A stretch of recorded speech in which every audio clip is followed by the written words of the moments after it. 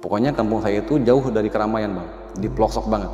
Itu nggak usah nungguin tengah malam bang, adzan maghrib berkumandang itu udah sepi banget. Dan ternyata bang, kampung saya itu kok bisa kayak seangker itu. Bang Bucek lihat dah ke kebun, kok ada api gitu kan. Saya sama Doni spontan lihat ke kebun. Itu saya lihat bang, saya lihat ada api kecil, apinya mah kecil, di bawah ya nempel sama tanah lah. Ya saya kan pikirnya mungkin itu warga yang sedang bakar-bakar sampah.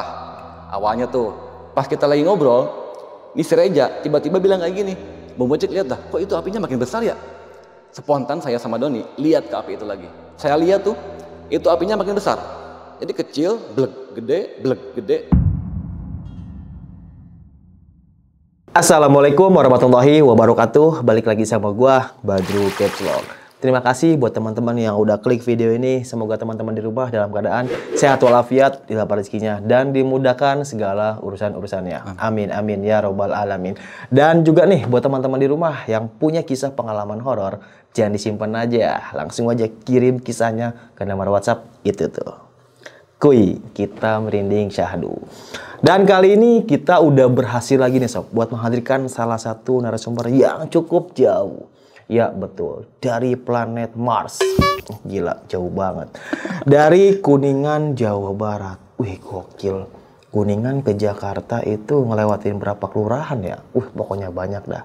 Dan kali ini beliau nyempetin nih waktunya jauh-jauh dari Kuningan datang ke sini buat berbagi kisah pengalamannya buat teman-teman di rumah nih. Oke, langsung aja kita sapa tamu kita kali ini.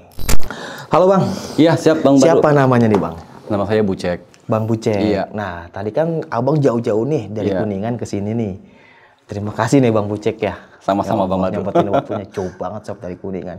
By the way, Kuningannya di mana nih Bang? Kuningan tuh saya tinggal di salah satu perkampungan pelosok yang mungkin itu adalah satu kampung yang banyak orang belum tahu lokasinya itu di mana.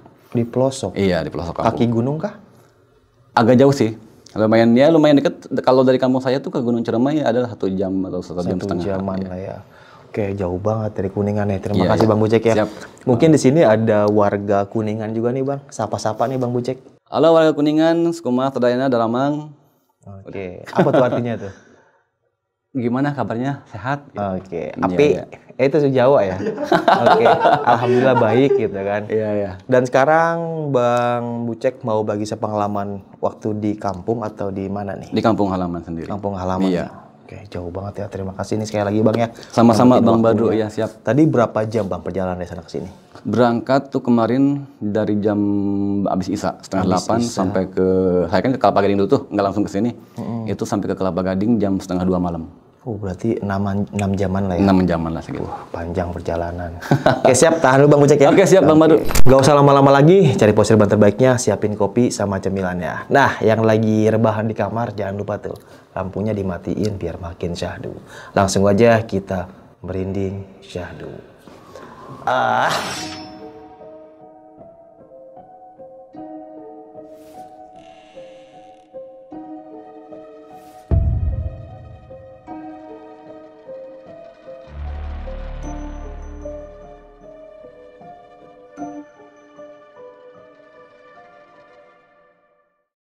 Gimana Bang Bucek, kisah pengalamannya nih Bang? Iya Bang, jadi cerita ini waktu di sekitaran tahun 2006.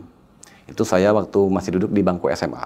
Kelas berapa tuh kira-kira? Ya udah kelas 2 lah, kelas 2. Saya ini kan tinggal di perkampungan nih, di daerah Kabupaten Kuningan. Pokoknya kampung saya itu jauh dari keramaian Bang, di pelosok banget.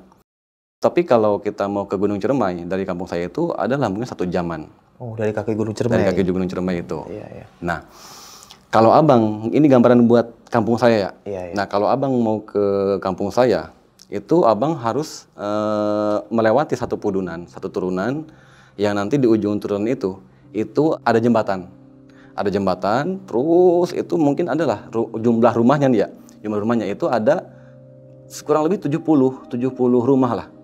Masih jarang-jarang banget kan? Iya. Jarang-jarang banget. Buat gambaran situasi rumah saya, kampung saya nih, itu nggak usah nungguin tengah malam Bang. Adzan maghrib berkumandang itu udah sepi banget. Pokoknya udah nggak ada orang banget. Ya paling cuma yang di musola, yang berjamaah kan, anak-anak yang ngaji. Terus Tapi listrik ada bang? Ada, udah ada. Pokoknya kampung saya sepi lah, sepi. Kalau di bulan-bulan itu sepi. Tapi kalau di bulan-bulan besar kayak kemarin di bulan Ramadan, itu baru rame. Terus nanti nih di bulan Dzulhijjah mau Idul Adha baru rame. Karena apa? Karena di kampung saya itu orangnya mayoritas itu orang pada merantau ke Jakarta, yang kemana gitu kan, pada kerja di luar kota gitu kan. Itu buat gambaran situasi kampung saya bang ya. Terus rumahnya masih jarang-jarang banget lah. Terus buat gambaran alokasi kampung saya, ada beberapa titik yang diyakini dan saya pernah ngalamin sendiri, itu ada beberapa titik tempat yang dianggap emang angker. Nah ini pengalaman saya yang pertama nih bang ya. Itu waktu itu saya ingat banget, itu hari Minggu. Berarti kan saya tuh lagi libur sekolah tuh ya. Nah itu waktu sekitaran jam 9 lah, 9 pagi, itu lagi nonton TV. Itu waktu zaman-zaman film-film Dragon Ball, terus yang lain pokoknya itu masih zaman-zaman film-film itu ya. Iya, setengah 9 sampai TV dah. Itu dia. Nah waktu itu saya lagi asik nonton TV, itu di luar rumah, itu gaduh orang. Rame kayak banyak orang. Hanya saya kepo kan, pengen tahu nih ada apa sih di luar rumah. Hanya saya lihat dari jendela. Bener bang, itu di depan rumah, banyak orang. Sambil gendong salah satu warga kampung saya. Gendong, maksudnya gimana nih? Diangkat oleh beberapa orang. Diangkat itu kan. Ada mungkin 8-7 orang lah yang angkat itu ibu-ibu. Nah, karena saya lihat dari jendela itu saya kan kurang jelas tuh. Akhirnya saya keluar rumah pengen tahu, dan bener bang. Itu warga dengan 8-9 orang laki-laki itu sambil ngangkat tetangga saya, namanya Biaam. Tapi itu Biaam lagi diangkat sama beberapa orang laki-laki, itu berontak bang. Berontak pokoknya kayak yang pengen dilepasin gitu kan. Tapi berontak sambil teriak-teriak. Apa teriaknya abang dengar? Kalau Sundanya kayak gini ya. Entong nggak ganggu aing, entong nggak ganggu aing.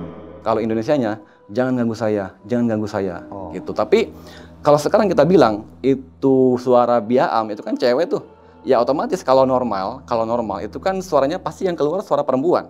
Tapi itu yang saya dengar itu suara yang keluar dari mulut Biaam itu suara laki-laki bang. Suara laki-laki berat, terus keras sambil kayak ngebas gitulah. Kayak suara-suara laki-laki tapi nggak normal suaranya, kayak berat gitu kan. Akhirnya saya kepo kan, saya nanya ke salah satu rombongan yang membawa Biaam ini, saya nanya itu Biaam kenapa sih gitu kan. Dia jawab nih, tadi kesurupan dia lagi kerja di sawah deket pohon beringin di deket jembatan Paspudunan itu. Oh, lagi di sawah? Lagi di sawah, lagi kerja di sawah, dia tuh kesurupan. Saya kan pengen tahu nih, ini Biaam mau dibawa kemana nih? Akhirnya saya ikutin lah. Saya ikutin rombongan itu Biaam dibawa ke rumahnya. Terus dibawa ke dalam, itu Biaam ditidurin di atas tikar. Di atas tikar ditidurin sambil terlentang, kaki sama tangan, satu kaki satu tangan itu diangkat dipegang sama 2 orang laki-laki. Berarti 8 orang ya. Pokoknya itu 8 laki-laki menahan 1 wanita ibu-ibu. Itu yang laki-laki masih kewalahan. Masih kewalahan ya, kebayang seperti apa kekuatannya. Nah, saya kan lihat tuh nggak berani ke dalam. Saya tuh lihat cuman di pintu doang tuh. Saya nggak berani ke dalam, saya liatin, itu suara yang keluar dari Biaam masih suara laki-laki dengan ucapan yang sama.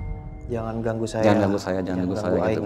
Gitu ya. Nah, terus selesai mungkin adalah setengah jam kemudian itu dipegangin, datang dari belakang ada 1 orang laki-laki. Laki-laki dengan berpakaian pakai sarung, pakai koko, pakai peci. Ya kita udah paham lah dia kan seorang ustadz tuh. Masuk ke dalam menghampiri ke Biaam. Tapi nggak langsung duduk.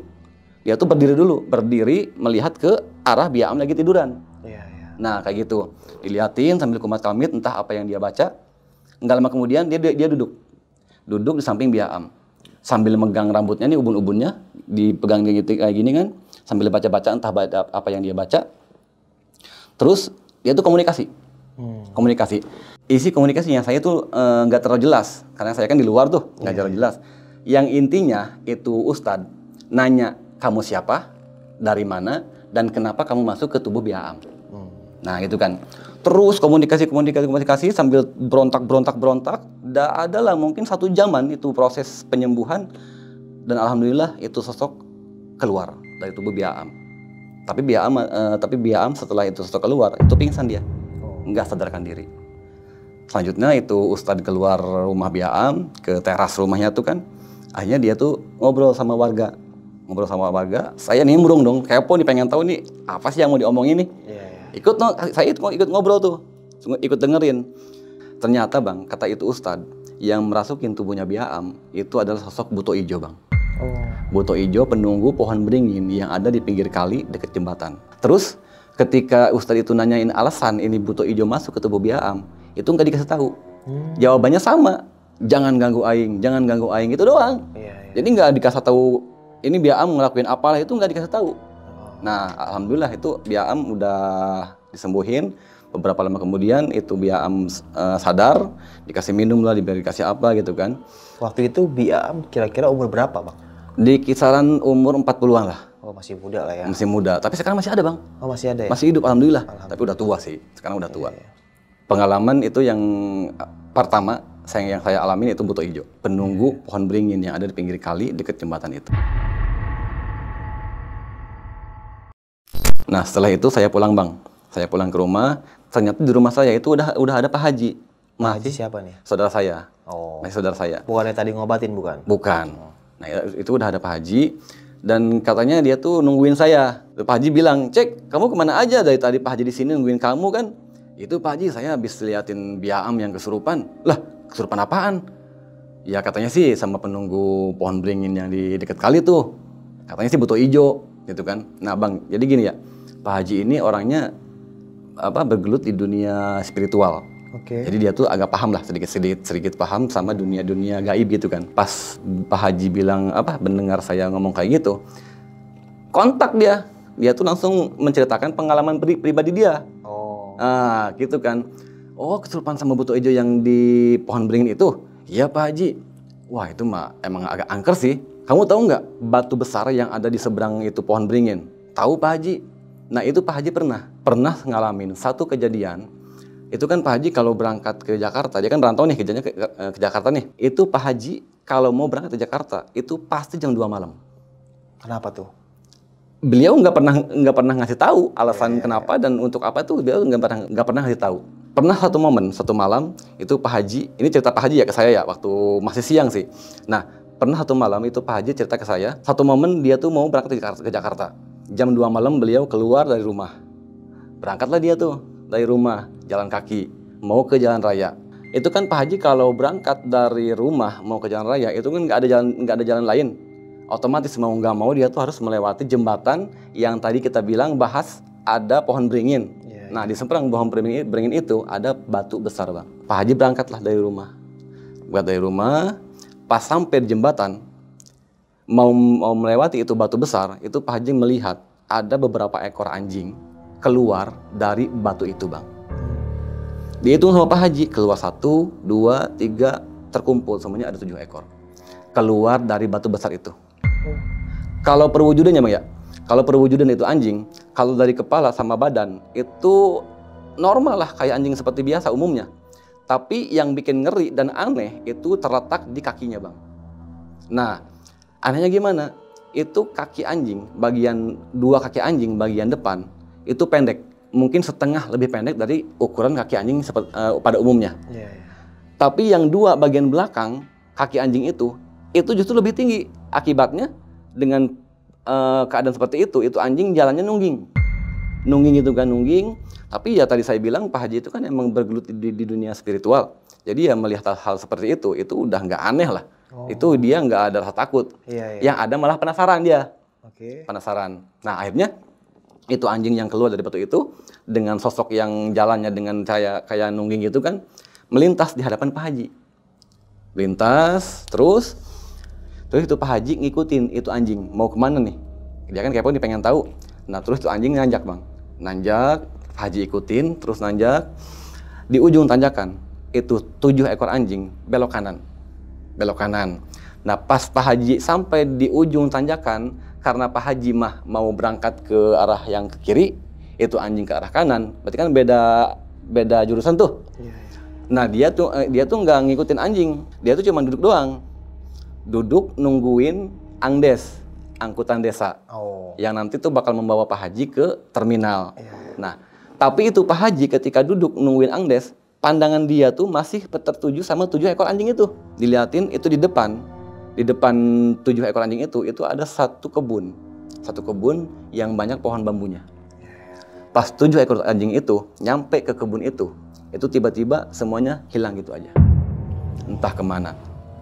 Nah, pas Pak Haji bilang gitu, saya kan kaget ya. Ah, serius Pak Haji? Itu Pak Haji alamin? Iya, Bu Cek, saya tuh alamin sendiri. Terus itu gimana ceritanya? Kok bisa ngilang gitu aja? Ya Pak Haji kan, Bu Cek tahu sendiri ya, Pak Haji emang dari dulu tuh emang bergelut di dunia spiritual. Dan Bu Cek gue juga tahu, Pak Haji kan sering ngobatin orang yang kesurupan. Gitu kan. Pak Haji tuh lihat fenomena seperti itu udah nggak aneh lah. Dan Pak Haji juga udah tahu itu 7 ekor anjing itu adalah penunggu batu besar yang deket pohon beringin. Jadi kalau pohon beringin penunggunya butuh hijau yang masuk ke biam tadi. Kalau di batu besar itu penunggunya siluman anjing, Bang. Itulah. Nah, beres itu semua, anjing menghilang, Pak Haji datang itu Angdes, berangkat ke Jakarta, udah semuanya aman lagi. Nah, terus beres cerita. Terus Pak Haji punya nggak pengalaman yang lainnya? Ada, sekarang kan Pak Haji lagi capek nih, pengen ngopi dulu, bikin kopi dulu lah. Akhirnya bikin kopi dia. Tapi nggak ngomongin horor lagi, Bang. Ya biasalah ngobrol-ngobrol seputar keluarga, gimana sehat gitu kan. Udah, itu nggak. Jadi dari pengalaman Pak Haji yang ngomongin itu siluman anjing, udah nggak ada omongan yang lain lagi.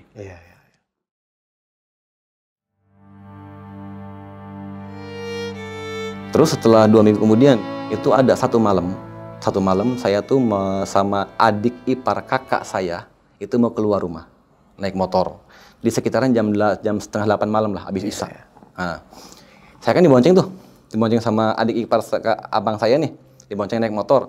Itu dari rumah itu bawa motor biasa, nggak terlalu cepet, nggak terlalu pelan, biasalah bawa motor biasa. Tapi pas tiba di satu titik di mana itu lokasi ada satu curug, Bang. Satu curug. Kalau dari batu yang tadi yang saya bilang ada siluman anjing, itu mungkin dari sana adalah 50 meter. Kalau ke curug ini 50 meter ya. Nah, pas saya mau melintas itu curug, itu adik ipar abang saya, Bang Asep, itu pas melintas ke curug itu motor yang tadinya bawanya normal, nggak terlalu cepat, nggak terlalu pelan, itu tiba-tiba lajunya itu jadi pelan. Kayak pelan gitulah pokoknya mah. Kayak pelan, saya nggak nanya. Kayak saya kira di depan ada apalah atau ada apalah gitu kan. Pas itu kita berdua pas mau melintas ke curug itu, saya lihat, Bang, ada satu sosok wanita lagi duduk di tepian curug sambil mainin kakinya. Tapi bukan itu yang bikin serem. Yang tambah serem lagi itu wanita sambil gendong orok. Bang. Itu yang tambah serem lagi nih. Itu si sosok wanita itu nggak ada suara, nggak ketawa, nggak nangis. Justru yang paling serem itu suara keluar dari orok. Dia nangis, bayinya tuh nangis. Kayaknya si Asep dengar juga. Karena apa? Karena dari sana itu si Asep langsung ngegas motor, tancap gas terus itu. Pokoknya semua lubang itu semuanya dia hantam semua, tanjakan dia hantam terus sampai ke tempat tujuan. Kita mau jajan, ya kan, kita mau jajan. Nah, selesai keperluan kita nih, kita pulang. Asep bilang kayak gini ke saya, Bang. Cek, ini kita pulang lewat mana ya? Lah elah, kan jalan cuma itu doang, nggak ada lagi. Ya akhirnya dengan terpaksa nih, saya sama Asep ya pulang ke tempat yang asal tadi. Yang ada curugnya tuh. Tapi alhamdulillah, Bang, pas kita pulang itu sosok udah nggak ada. Udah menghilang entah kemana, semuanya aman. Terus saya sampai ke rumah, semuanya terkendali, aman, nggak ada yang ngikutin. Sampai ke rumah, kita bahas nih sama Asep. Sep, tadi lu lihat nggak di curug? Iya lihat, Cek. Sosok cewek kan? Iya, sambil gendong orok. Betul. Gue juga sama lihat sosok itu. Udah. Itu pengalaman saya sama Asep ya, sama adik ipar abang saya. Terus adalah di sekitaran mungkin 2 bulan kemudian.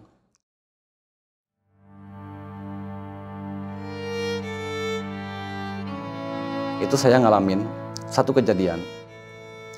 Satu malam saya tuh tidur. Saya tidur. Tapi waktu saya lagi tidur nih, di tengah malam, saya entah jam berapa, saya nggak lihat jam, itu saya terbangun. Terbangun bukan tanpa alasan. Karena di luar itu ada suara kucing berantem. Rame banget pokoknya mah. Akhirnya saya terbangun kan, karena saya risih, saya kesel kan, saya keluar nih. Saya keluar rumah buat ngusir itu kucing. Pas saya keluar, terlihat itu ada 2 ekor kucing lagi berantem. Ya pasti Bang Baru tahu lah, suara kucing kalau lagi berantem itu kan berisik banget. Nah, itu kan. Nah, akhirnya saya kesel nih. Saya keluar rumah buat ngusir itu kucing. Saya keluar kan tuh, saya buka kunci, saya keluar, bener ada kucing lagi berantem. Saya usir tuh, suah gitu kan. Satu kucing lari, tapi ada satu kucing yang diam, malah natap ke mata saya, melihat ke saya nih. Akhirnya saya usir lagi. Pas saya ngusir yang kedua kalinya, itu kucing tiba-tiba ukurannya bang, tiba-tiba besar. Terakhir yang saya lihat itu kucing sampai sebesar kambing. Oh. Itu. Dengan pemandangan seperti itu, ya saya lari kan ke dalam rumah, takut kan. Jadi saya lari ke dalam rumah, terus ngunci rumah, saya lari ke kamar, kunci kamar, saya langsung kerubungan pakai selimut. Takut kan, saya baca-baca istighfar, baca-baca surat-surat yang saya bisa kan. Dan akhirnya karena nggak ada gangguan lagi, saya tidur lagi bang. Pas besoknya lagi saya kebangun nih, biasa kan mau sholat subuh, terus persiapan sekolah gitu kan. Nah, singkat cerita, saya ini berangkat ke sekolah. Itu saya inget banget itu hari Kamis. Karena apa? Karena nanti nih di sorenya itu ada latihan ekskul, ekstrakurikuler yang saya ikutin. Itu biasanya di hari Kamis. Nah itu di hari Kamis saya biasalah berangkat ke sekolah. Pagi, siang, sampai menjelang mau asar kita pulang sekolah nih, bubaran. Cuman berhubung itu di hari Kamis, itu kan ada pelatihan ekskul tuh. Akhirnya saya ikutan dulu nih. Sebelum saya pulang, saya ganti baju dulu, saya bekal baju seragam ekskul, saya ganti baju, saya ikutin tuh. Saya ikut pelatihan ekskul itu. Nah, ekskul yang saya ikutin bang, itu tugasnya adalah untuk keamanan sekolah. Otomatis pelatihannya pun itu ada semi militer. Ada bela diri lah, ada baris berbaris lah gitu kan. Nah, di hari Kamis itu ada satu pengumuman. Pas beres pelatihan semua, pas sebelum bubar, itu ada satu senior ngasih kabar bahwa nanti di hari Minggu itu bakal ada pelantikan. Pelantikan apa? Pelantikan pelantikan itu ekskul.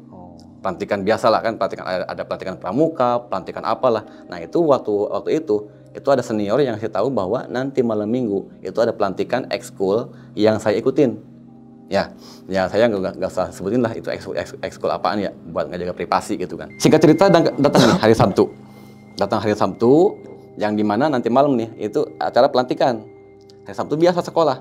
Karena dulu itu belum ada libur tuh baru Minggu doang. Sabtu masih sekolah tuh waktu zaman saya. Akhirnya pas hari Sabtu biasa aktivitas sekolah. Pagi, siang, terus datang ke sore saya pulang dulu nih. Saya pulang dulu ke rumah buat packing buat persiapan nanti malam ekskul, pelantikan tuh. Setelah semuanya terpacking, saya berangkat ke sekolah buat ikutan pelantikan ekstrakurikuler. Tapi dari asar, saya kan datang ke tempat tuh asar tuh ke sekolah buat nanti malam kita pelantikan ekskul. Nah, dari asar sampai isya itu nggak ada kegiatan, belum ada kegiatan.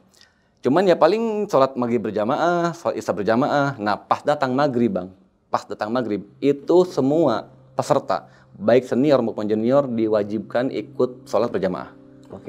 Maghrib sama isya. Berhubung saya waktu itu entah habis dari mana, saya lupa lagi bang. Saya telat ke musola. Yang akhirnya saya tuh harus pergi ke satu ruangan kelas yang disiapkan oleh panitia untuk dipakai tidur nanti peserta junior buat laki-laki. Nah, semua teman saya tuh semuanya udah di musola semua buat ikut sholat berjamaah. Saya kan telat tuh. Akhirnya saya pergi ke satu ruangan yang buat laki-laki itu buat ngambil sarungan yang saya simpan di tas. Saya pergi ke ruangan itu pokoknya sekitaran jam 6 lah.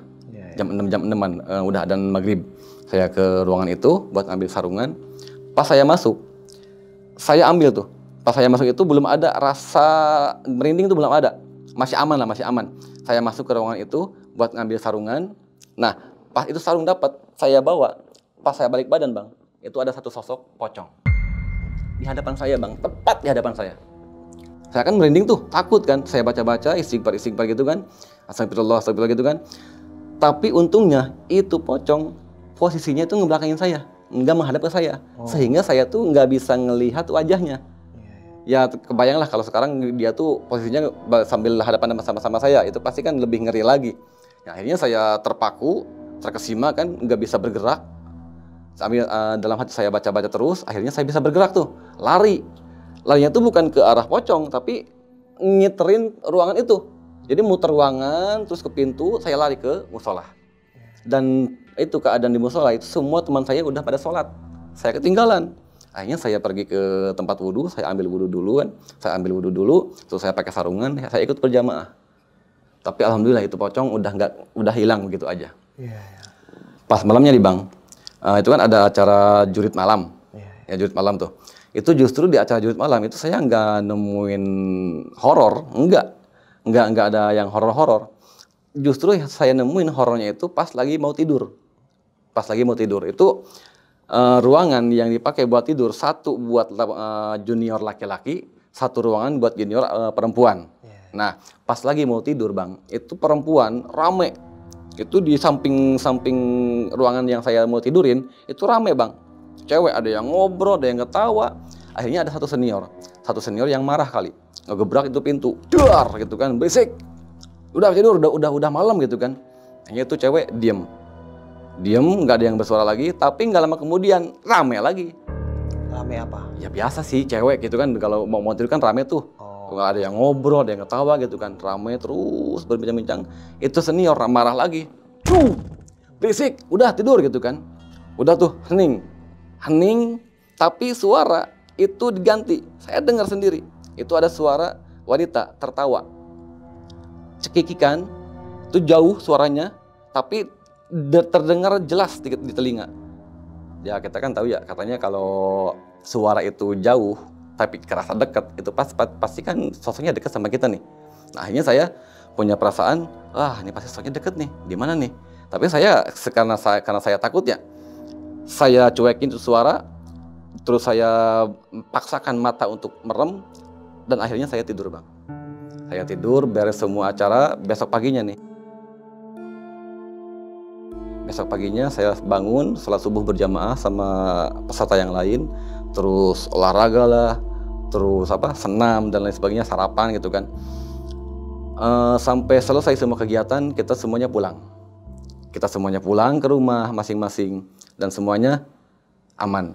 Ya saya kan capek tuh, kita langsung tiduran lah, langsung rebahan karena saya capek kan, rebahan. Terus saya terbangun nih di sekitaran jam 8:30 lah, 8:30. Tapi pas saya bangun 8:30 itu adik saya yang bungsu yang wanita sama ibu saya itu masih bangun. Mereka baru mau tidur. Nah kebiasaannya itu kan kalau mau tidur kan pada kencing dulu tuh, pada buang air kecil. Ibu saya kencing, terus adik saya kebetulan pas pada waktu itu lagi haid, datang bulan. Ya mungkin ada sebagian darah yang kebawa sama airan air yang nantinya tuh bakal keluar di selokan, ya kan. Nah selesai adik saya beres tuh buang air kecil, akhirnya saya tuh ke kamar mandi, pengen ya habis bangun tidur kan pengen cuci muka lah atau apa gitu kan. Tapi pas ketika saya cuci muka, itu saya dengar suara kayak anak ayam, kayak gimana ya, kayak cap gitulah. Tapi jauh pokoknya jauh, tapi nyaring terdengar di telinga, nyaring. Jadi kayak apa ya? Akhirnya saya penasaran terus saya perhatikan suara, bener Bang, itu suaranya percis kayak anak ayam, cap gitu kan. Akhirnya saya beresin dulu cuci muka, saya keluar kamar mandi, saya panggil ibu saya. Ma, kenapa Cek? Coba Mama sini dah. Nama ibu saya nyamper tuh ke kamar mandi. Coba Mama dengerin deh di kamar mandi, ada suara anak ayam nggak? Nah itu ibu saya Bang, masuk ke kamar mandi, dengerin. Sama, Mama saya juga denger. Oh iya Cek, kok ada suara anak ayam ya? Ini di mana nih? Nggak tahu, Bu Cek juga bingung kan. Ya udah sekarang Bu Cek keluar, coba lihat di irigasi tuh di bawah, di tempat saluran ini air selokan nih. Akhirnya saya keluar rumah menuju ke selokan pembuangan air dari kamar mandi saya.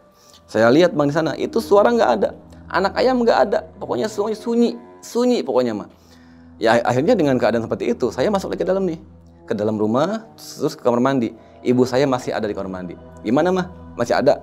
Ada Cek, tapi di luar Bu Cek nggak dengar apa-apa dah. Pas saya dengar lagi, ada Bang. Itu di kamar mandi saya dengar lagi. Saya penasaran nih, makin penasaran kan. Saya keluar lagi, tapi itu di luar masih nggak ada, hilang itu suara. Itu suara hilang, sosok ayam pun nggak ada. Saya masuk lagi. Gimana mah? Masih ada? Masih Cek. Terus itu pas Bu Cek keluar, ada nggak jeda berhenti? Perasaan nggak ada dah. Pokoknya itu suara ayam terus bersambung, nggak ada berhentinya. Ya akhirnya kan kita paham nih, Di kampung saya tuh kalau suara selain kunti ya, selain suara ketawa itu kadang-kadang ciri-ciri dia mau hadir itu adalah suara anak ayam. Cap cap cap cap itu adalah ciri-ciri kunti mau keluar. Nah, saya cuekin tuh. Kata mama saya, udahlah cek kita tidur aja, jangan dihiraukan, jangan dipikirkan gitu kan. Tapi anehnya gitu bang, pas saya mau pergi dari kamar mandi itu, mau menghiraukan udahlah jangan pikiran itu suara ayam. Pas kita mau pergi ke kamar masing-masing, itu suara yang tadinya anak ayam berubah jadi suara wanita tertawa, cekikikan, hihihi gitu kan, terus tertawa. Akhirnya saya kan takut tuh, langsung pegangan ke ibu saya. Pokoknya dari sana saya bilang ke mama saya, Mah, pokoknya malam ini Bucek tidur sama mama. Pokoknya Bucek nggak mau tidur sendirian. Ya bayangin aja sih anak SMA tidur sama ibu kayak gimana kan. Akhirnya pada malam itu saya tidur tuh sama mama saya sama adik perempuan saya. Karena saya takut bang, takutnya apa? Takutnya pas saya tidur sendirian, tiba-tiba dia ada di samping saya, kan nggak lucu itu. Ya gitu kan. Nah, tapi alhamdulillah itu sosok itu nggak nampakin wujudnya, cuman suaranya doang. Udah tuh bang ya, saya tidur sama ibu saya, sama adik saya tuh semuanya normal kembali dan saya biasalah di pagi harinya saya aktivitas seperti biasa, berangkat sekolah, terus siangnya saya pulang sekolah. Ada lagi nih satu momen, satu waktu saya tuh mengalami horor lagi bang. Apa tuh? Pada waktu itu saya inget banget. Pokoknya kalau saya nongkrong di luar sampai malam itu pasti malam minggu. Ada satu malam minggu bang. Satu malam saya itu lagi nongkrong di luar. Itu ada dua teman saya, namanya Reja sama Doni. Main ke rumah saya nih. Main lah biasa kan malam mingguan kan kita ngobrol kan. Kita ngobrol biasa sambil ngopi gitu kan. Nah itu kita mulai ngobrol jam 7:30 beres isya. Tapi kita terus ngobrol-ngobrol itu sekitaran jam 10 malam itu si Reja. Jadi gini lah, saya gambarin dulu ya.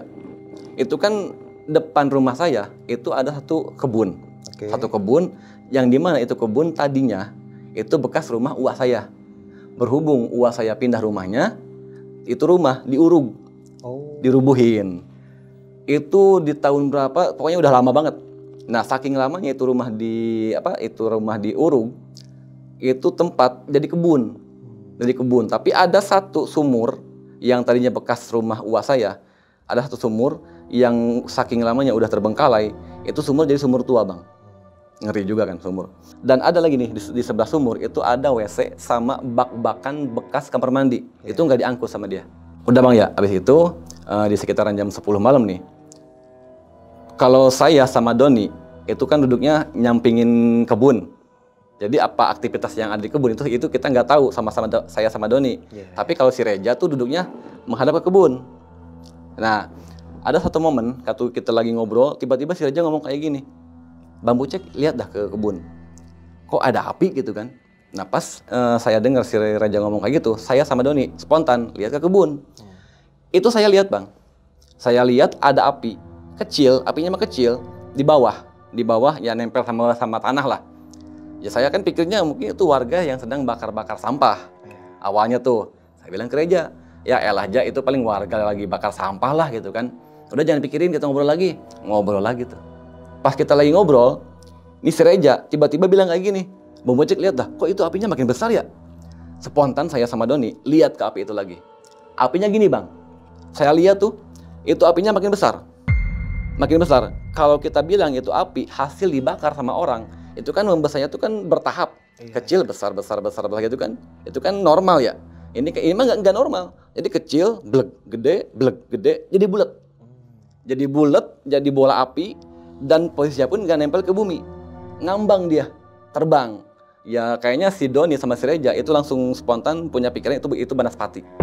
Itu Banaspati, nggak pakai pamitan, nggak pakai bilang apa-apa. Ini bocah dua langsung lari ke rumah. Dengan ekspresi ini bocah dua, saya pun jadi ikut panik nih, langsung masuk ke dalam rumah. Saya kunci rumah, terus saya masuk ke kamar. Saya kunci kamar, saya langsung kerhubungan sama selimut. Saya nggak berani lihat ke tempat yang tadi ada Banaspati itu. Saya nggak berani lihat keluar, takutnya itu Banaspati. Pas saya lihat ada di depan saya, takutnya masuk ke dalam. Yang katanya nih bang ya, katanya di kampung saya itu Banaspati itu suka dipakai buat media santet. Nah itu yang saya takutin, itu Banaspati. Kenapa saya nggak berani lihat keluar? Takutnya itu Banaspati di depan saya terus masuk ke kamar, kan nggak lucu. takutnya saya kenapa gitu kan. Akhirnya saya maksakan diri untuk tidur, terus saya merem, akhirnya alhamdulillah saya bisa tidur kembali. Itu tapi jelas tuh Bang Banaspati. Jelas banget Bang, itu saya lihat jelas banget. Segede mana itu? Kalau ukurannya bisa lah segede pelek motor. Oh, pelek motor. Kan gede kan ya itu. Iya. Itu Banaspati Bang. Nah Bang, pas saya ke kamar tuh, saya tuh sempat mikir, waduh, ini saya seumur hidup baru ngalamin yang namanya melihat Banaspati. Dan ternyata Bang, kampung saya itu kok bisa kayak seangker itu. Akhirnya di momen saya waktu pas SMA, kok bisa sesering itu saya melihat kejadian-kejadian yang di luar nalar manusia gitu. Karena apa? Karena kejadian itu sering saya alamin itu pas di SMA. Mungkin kampungnya nggak serem, tapi abang yang ngalamin gitu. Iya, itu. Tapi sebelum masuk ke SMA ya, masih SMP atau SD itu saya bisa dibilang nggak pernah ngalamin yang horor. Tapi kok pas saya menincak di bangku SMA, itu kok saya bisa sesering itu ngalamin horor itu. Nah setelah itu Bang, setelah Banaspati itu semuanya normal lagi. Terus setahun kemudian saya kan lulus sekolah tuh, lulus sekolah.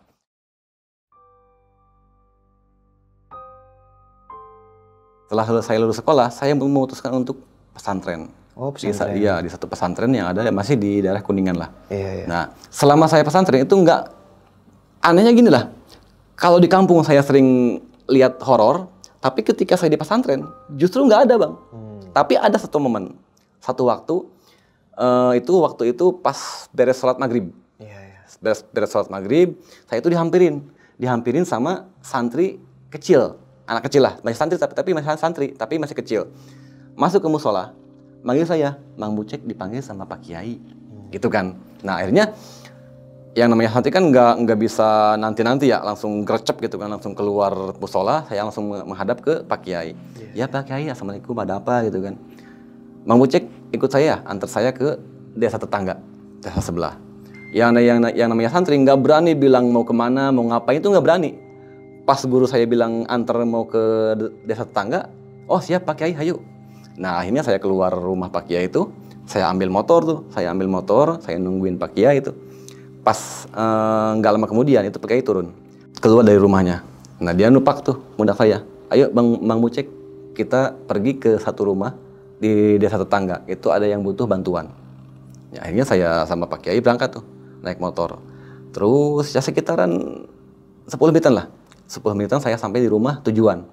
Nah pas saya parkirin motor, saya menuju ke rumah pasien yang kesurupan. Itu di rumah yang kita tuju, itu udah banyak warga Bang. Siapa tuh yang kesurupan? Ya masih gadis sih, anak SMA katanya, masih SMA. Saya masuk tuh sama Pak Kiai, peluk salam, assalamualaikum gitu kan. Pas masuk ke dalam, bener Bang, ada satu gadis lagi ketawa gimana ya? Kayak gimana ketawanya? Kayak gini, hehehe gitu. Kagak, itu mah lucu banget. Ini mah kayak gimana sih? Kayak suara kunti, tapi agak ngebas.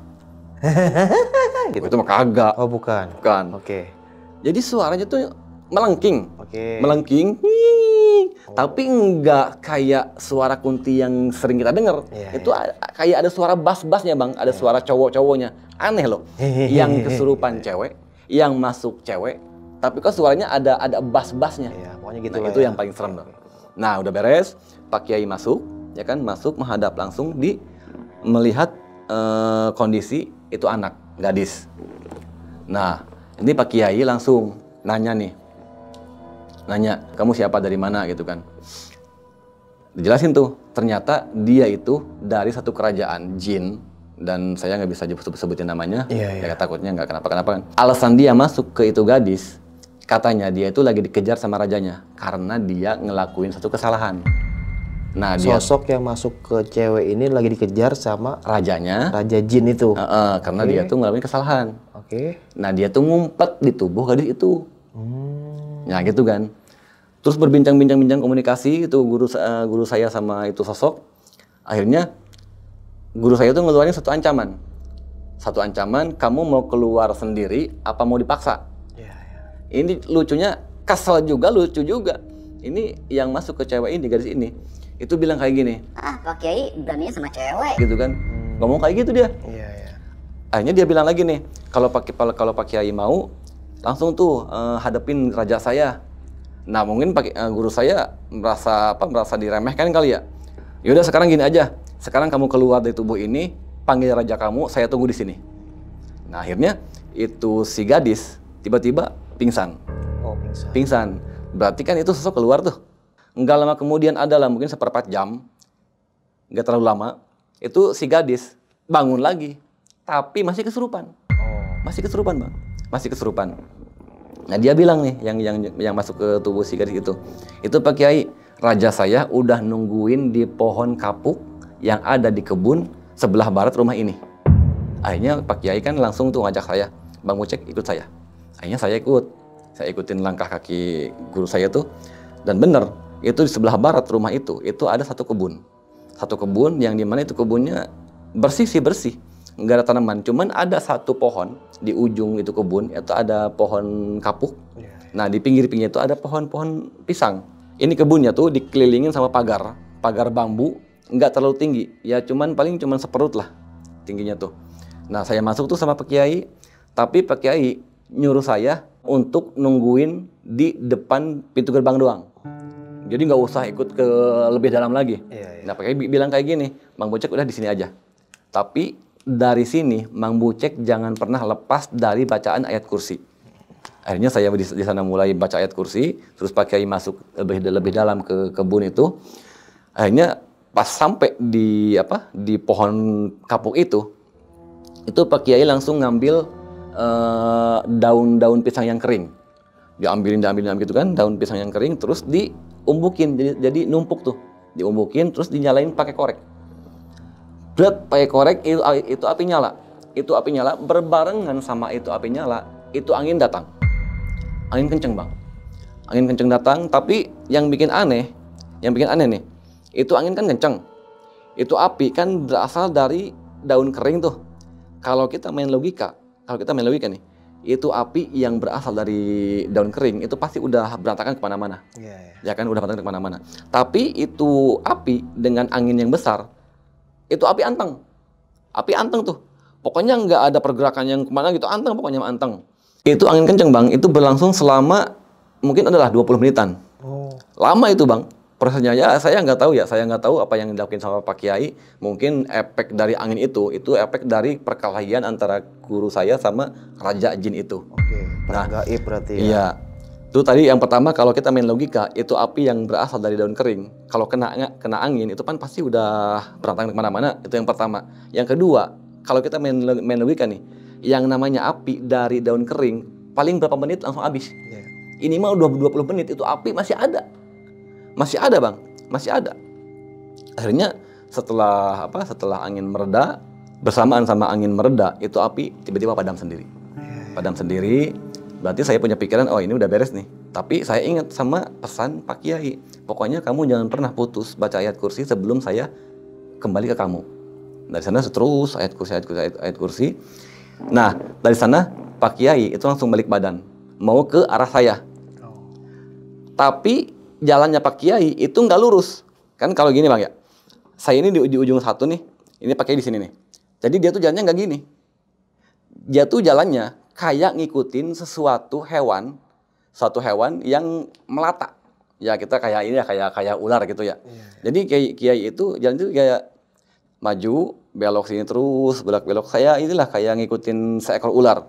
Terus pas di depan satu lubang. Jadi gini, di kebun itu ada satu lubang kayaknya bekas pohon tumbang dah. Ya kan pohon besar tumbang kan itu kan suka ada akar yang terjungkel tuh. Nah, itu kan suka ada satu lubang tuh. Nah, Pak Kiai itu terus Pak Kiai itu pas nyampe itu lubang yang pertama, itu berhenti. Terus beliau kumat kamit.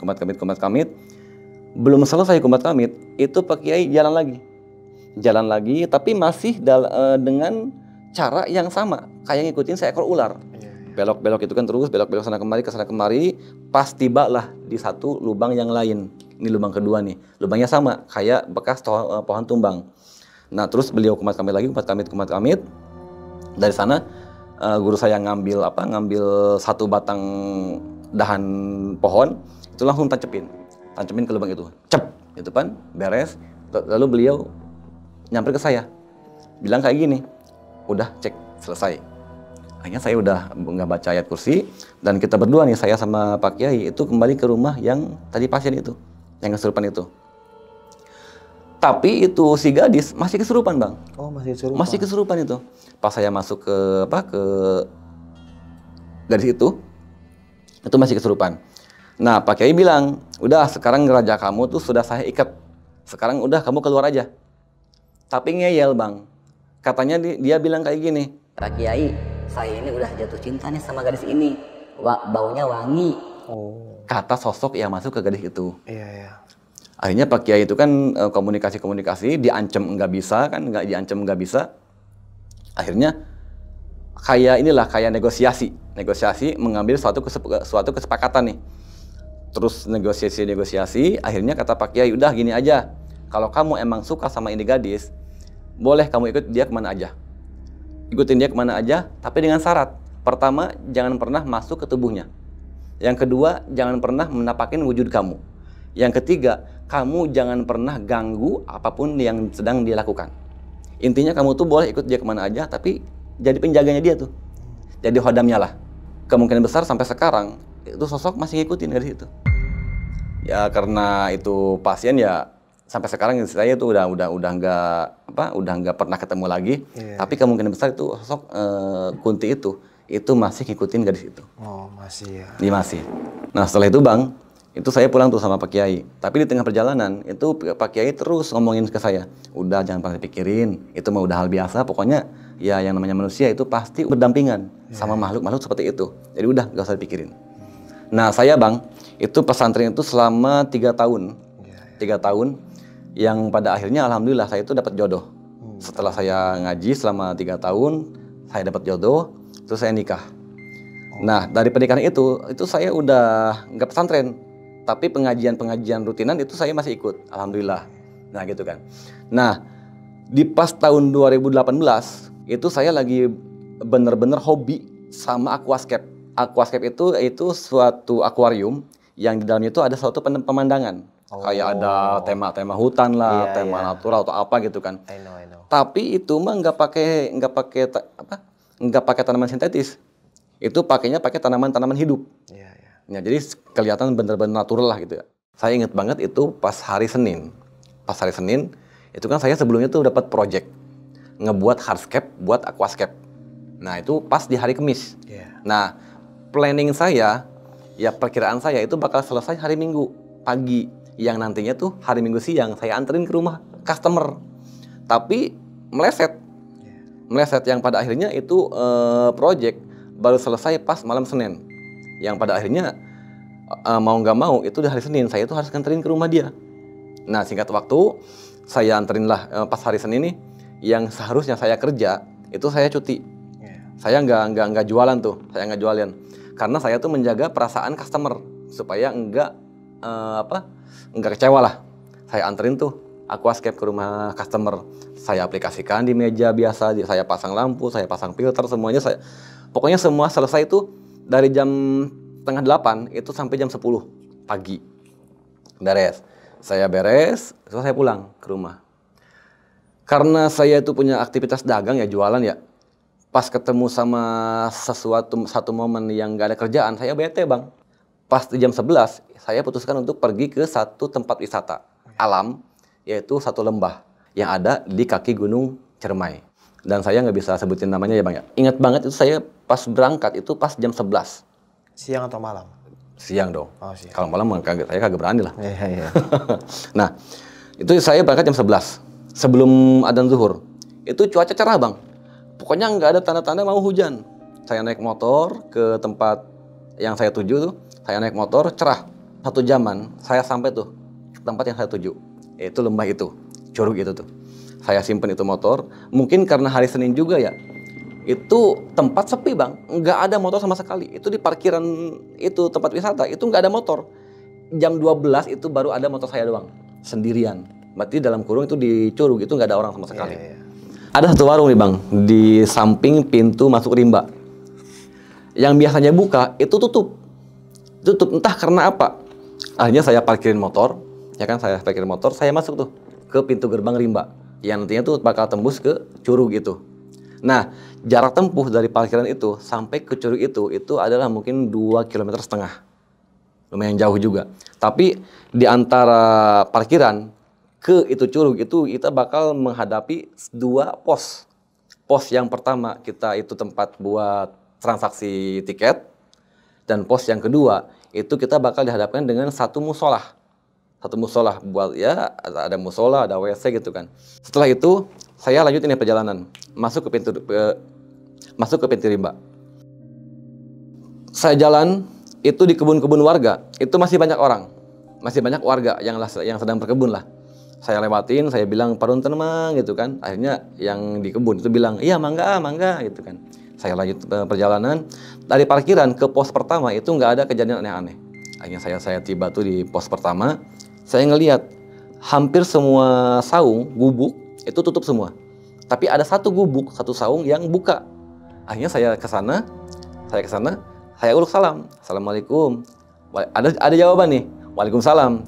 Keluarlah satu sosok laki-laki, nggak terlalu tua sih, lumayan tua lah, lumayan tua. Dia nanya, mau kemana gitu kan.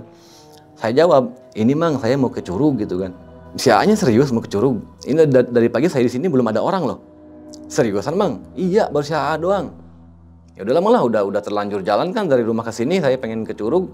Ya akhirnya si mamang itu ngasih tiket dan saya bayar. Selesai itu si mamang penjaga tiket ngasih wejangan bang. Wejangannya apa? Pokoknya nanti di curug kalau hujan jangan dientar-entar lagi. Pokoknya kalau hujan langsung pergi ke sini. Jangan dientar-entar lagi. Pokoknya kalau hujan itu kamu harus langsung lari ke sini. Takutnya terjadi sesuatu gitu kan. Ya saya bilang iya mang, iya siap gitu kan. Setelah itu saya lanjut di perjalanan. Pas saya ninggalin itu pos pertama bang, tiba-tiba cuaca mendung. Cuaca mendung yang awalnya cerah, nggak ada tanda-tanda mendung, mau hujan, itu cuaca tiba-tiba mendung, gelap. Ya saya mikirnya, gelap. Ini pasti hujan ini. Ini kalau saya kehujanan di tengah hutan yang ada curugnya itu nggak lucu kan? Ya mungkin karena dorongan dari hobi saya ke aquascape. Saya kan itu kan tujuannya selain saya refreshing, saya kan nyari lumut yang nantinya tuh buat diaplikasikan ke aquascape. Karena dorongan hobi saya mungkin ya saya maksa lah. Saya maksa masuk ke pos kedua tuh. Yang nanti tuh di sana kita bakal menemui satu musola. Nah, saya jalan terus, tapi perjalanan dari pos pertama menuju pos kedua itu ada satu pengalaman yang menurut saya itu cukup horor lah. Itu di perjalanan, saya lagi jalan nih, tiba-tiba ada suara yang ikutin saya, kayak suara langkah kaki. Jadi seperti gini lah, serak di belakang saya bang, di belakang saya. Akhirnya spontan saya lihat ke belakang, itu nggak ada apa-apa. Tapi pas saya kembali ke pandangan ke depan, suara masih ada. Saya jalan itu suara ada lagi, serak. Pas saya nengok lagi ke belakang, nggak ada lagi, ngilang gitu nggak ada sosoknya. Nah, pas ketiga kali nih saya jalan terusin perjalanan, itu suara hilang. Suara hilang itu suara yang ngikutin itu udah nggak ada lagi. Nah, kalau kita mau sampai ke pos kedua, itu kita bakal menghadapi satu pudunan, tangga mudun ke bawah, turunan kan. Nah, pas kita mau turun, setelah kejadian tadi seperti ada yang ngikutin, pas saya mau turun menuju ke pos kedua, itu di atas ada suara kerak gitu kan, keras. Saya langsung spontan kan, kaget juga, spontan saya lihat ke atas, itu ada satu lutung bang. Itu ada satu lutung, untungnya nggak banyak, itu cuma satu doang.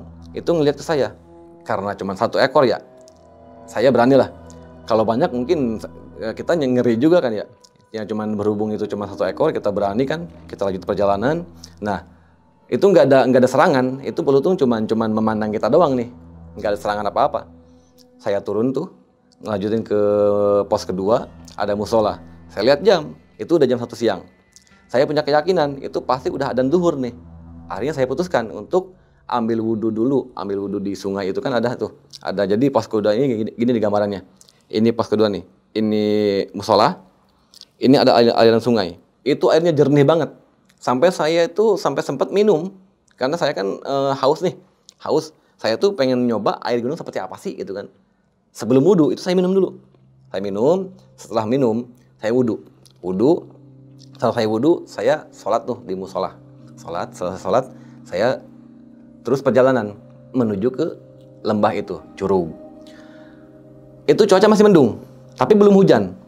Masih mendung, saya lanjut perjalanan menuju ke Curug. Sampai di Curug bang, bener itu nggak ada orang, sepi, nggak ada orang sama sekali. Cuma saya doang sendirian. Ya saya terlanjur lah, udah sampai di Curug kan. Mau nggak mau saya kan melanjutkan tujuan saya nih. Akhirnya saya ke satu saung yang dipakai buat ganti pakaian. Nah, saya di sana buka baju kan, buka sarungan saya pakai kolor doang tuh, Nah pada waktu itu saya langsung lari ke Curug sendirian bang, nggak ada orang sama sekali. Saya lari ke Curug, terus saya mandi tuh sama air Curug itu. Tapi setelah itu, pas lagi saya mandi, kan dingin. Terus saya lari jadi di itu tempat wisata itu ada dua kolam, airnya itu hangat, panas, gitu kan. Nah saya kedinginan tuh, saya habis mandi di Curug, saya langsung bergegas ke kolam itu buat menghangatkan badan. Nah setelah itu, saya lagi mandi di kolam itu, tiba-tiba hujan turun, deres, nggak pakai salam, pokoknya itu hujan langsung gede. Ya udah terlanjur mandi kan, ya akhirnya saya selesai mandi air panas, saya nyari lumut dulu. Sebelum saya pergi dari tempat itu, saya nyari lumut dulu. Saat dapat lumut dapat satu lumut, dikantongin, dapat lagi dikantongin, terus dikantongin. Tapi ketika saya mengungit itu lumut bang, tiba-tiba dari arah tebing itu ada suara kayak sesuatu yang jatuh. Tak tak tak tak tak, duar, tak tak tak tak, duar sampai tiga kali. Saya punya pikiran, alah ini pasti batu yang jatuh nih, pasti ada satu batu yang jatuh. Tapi itu suaranya keras, sampai saya punya pikiran itu batunya sebesar apa gitu kan. Akhirnya setelah itu saya abaikan, saya lanjut nyari lumut gitu kan, Itu suara datang lagi, sesek duar gitu kan. Nah selesai itu, karena saya takut ada longsor atau gimana, saya langsung bergegas ke saung yang tadi dipakai saya ganti baju. Persiapan terus packing semuanya tuh beres. Saya nggak langsung pulang, diam dulu, nungguin batu jatuh. Kenapa saya nungguin seperti itu? Takutnya pas saya lagi lewat nih, takutnya pas saya lagi lewat itu batu jatuh menimpa ke saya, kan nggak lucu, ya kan? Ini saya tungguin, bener bang, itu batu jatuh lagi, makin banyak. Gitu kan, banyak itu batu yang jatuh. Saya punya pikiran, makin banyak batu yang jatuh, ini pasti bakal longsor Kalau sampai longsor, itu saya udah pasti nggak bisa keluar, karena akses buat keluar dari Curug itu cuma satu doang, yaitu lewat tebing yang itu doang. Itu kalau tebing itu longsor, udah putus itu jalan, nggak bisa keluar kemana-mana. Setelah berhenti itu suara yang jatuh, saya langsung lari sekeras-kerasnya, terus lari. Itu dari Curug ngelewatin pos kedua sampai ke pos 1, itu saya nggak ada berhentinya bang. Terus saya lari nggak ada hentinya, sekuat tenaga saya lari. Pas nyampe di pos pertama, itu si Mang itu masih ada nyamperin ke saya. Kenapa kok kayak yang capek kayak gitu? Ini Mang, tadi saya di Curug dengar apaan? Dengar sesuatu kayak yang jatuh, kayak batu yang besar. Kan tadi Mamang bilang, kalau hujan itu jangan terusin, kamu langsung ke sini. Saya dimarahin bang. Saya dimarahin sama Mamang itu. Ya saya terimalah, karena saya emang ngeyel, nggak dengar wajangan dia. Ya saya terima ocehan dia. Saya nanya, maaf Mang, emang itu yang tadi suara yang jatuh itu emang itu suara apaan? Beliau nggak berani untuk mengucapkan. Pokoknya itu yang suara yang kamu dengar itu bukan suara batu. Itu suara dari alam gaib. Nah, udahlah pokoknya kamu nggak usah tahu, yang penting sekarang kamu selamat, ya kan? Sekarang kamu selamat, mau langsung pulang apa gimana nih? Akhirnya saya bilang kan, ya udah saya udah lelah Bang, saya mau langsung pulang aja.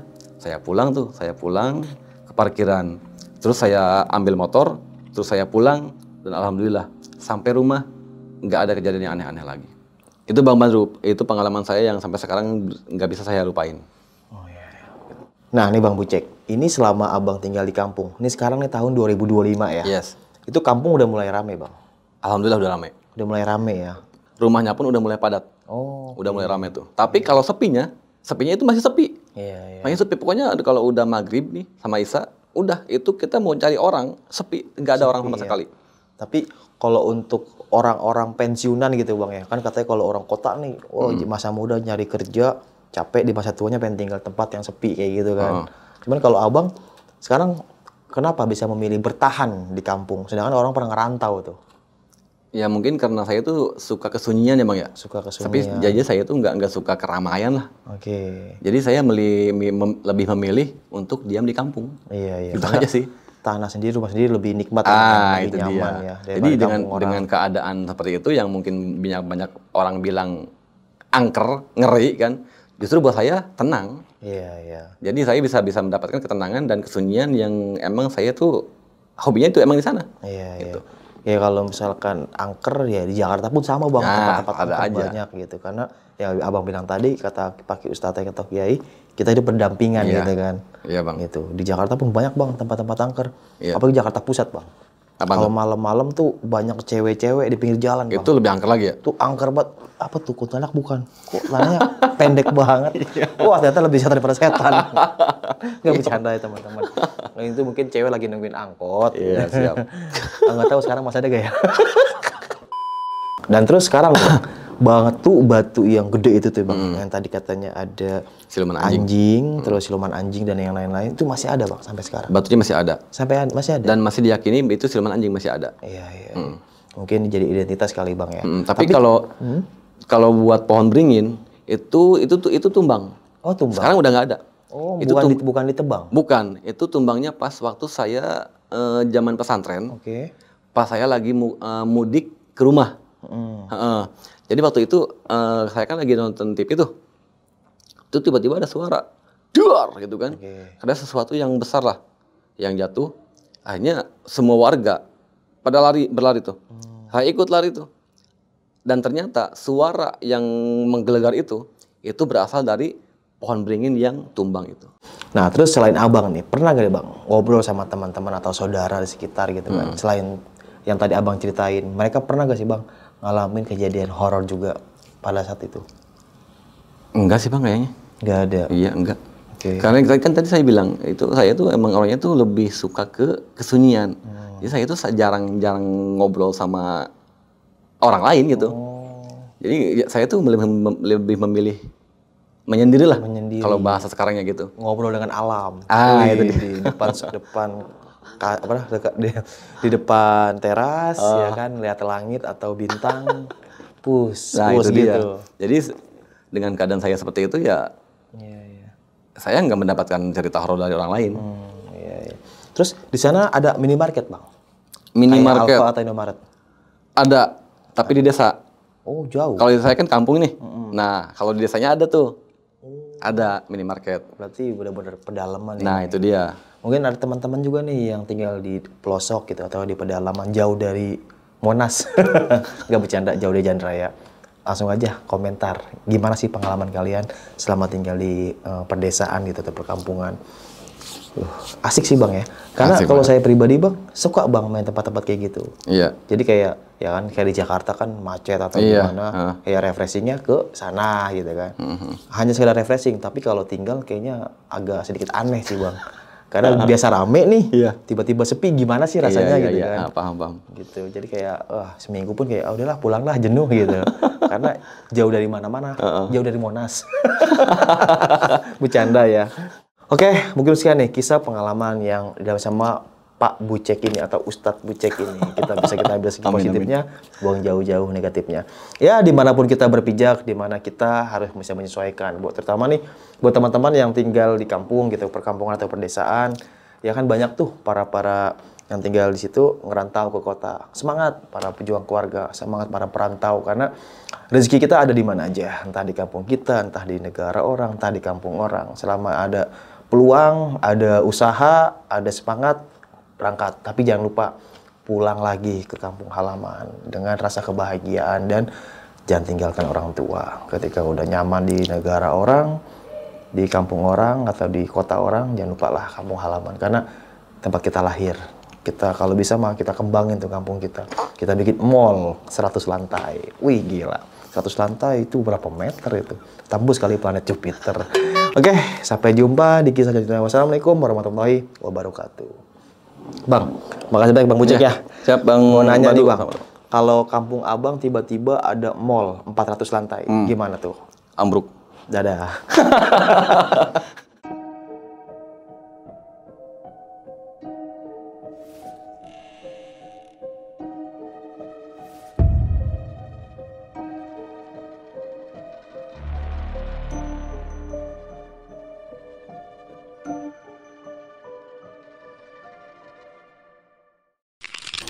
Buat kalian yang punya pengalaman horor, langsung aja chat ke nomor 0877 1671 53372.